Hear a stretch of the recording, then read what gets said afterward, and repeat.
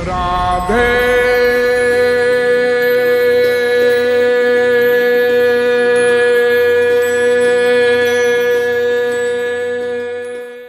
प्रथम भगत संतन कर संगा, तू सर मम रति कथा प्रसंगा। गुरु पद पंकज सेवा, तीसर भक्ति अमान। चौथ भजन मम गुण गण, करिय कपट तजिगान। सीधा सीधा अर्थ, पहली भक्ति है गुरु की सेवा करो। गुरु, अब वही बात आ गई ना, पानी पियो छान के, गुरु करो जान के। बड़े धोखे हैं इस राह में, बाबूजी धीरे चलना। बहुत सावधानी है रखनी है, ऐसे अरे गहरे को गुरु न मान लीजिएगा, बड़ा धोखा है। श्रोत्रिय ब्रह्मनिष्ठ कोई ऐसा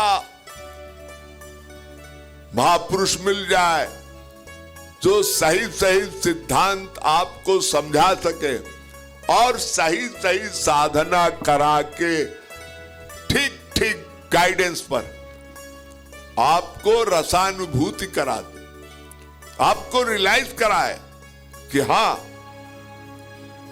और उसमें बहुत सी टर्म कंडीशन है, क्योंकि काम तो गुरु से ही बनना है, लेकिन गुरु के लिए बहुत पारखी दृष्टि होनी चाहिए। संशय नहीं होना चाहिए, लेकिन पारखी दृष्टि होनी चाहिए।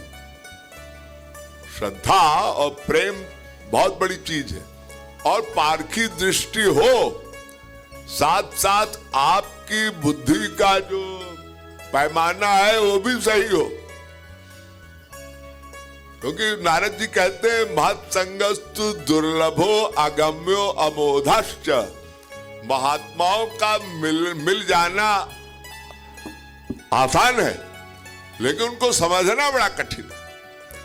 तो नारद जी ने एक सूत्र लिख दिया, अगर गुरु नहीं भी मिलता है तो आप सर्वदा सर्वभावेन निश्चिंतैर भगवानेव भजनीयम। नारद भक्ति सूत्र 79। नारद जी कह रहे हैं सब प्रकार से भगवान से प्रार्थना करनी चाहिए अंतर मन से कि हे प्रभु मुझे गुरु मिलवा दो। अभी तो विभीषण जी लंका में हनुमान को जब देखा, दर्शन किया, तो हनुमान से क्या बोले, अब मोहि भरोसा हनुमंता, बिनु हरि कृपा मिलहि नहीं संता। हे हनुमान जी, विभीषण कह रहे हैं, बिना भगवान की कृपा के सही संत नहीं मिल सकता। ऐसा कुछ कमाल है। तो हरि कृपा कब होगी? जब आप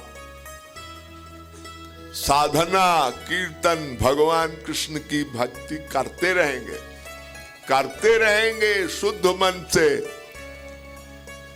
अपनी मन की तमाम जो विषय वासनाओं से मन को हटाकर भगवत उपासना में, मन को भगवत भक्ति में जोड़ेंगे, तो धीरे धीरे भगवान की कृपा होगी, जिससे वो सही गुरु से आपका प्रेम करवा देंगे। सही गुरु मिल जाएगा। तो जब गुरु मिल गया तो बस गुरु कृपैव केवलम। तो भक्ति का जो स्वरूप संक्षेप में मैंने बता दिया कि हमको भगवान की भक्ति कैसे भी करनी चाहिए।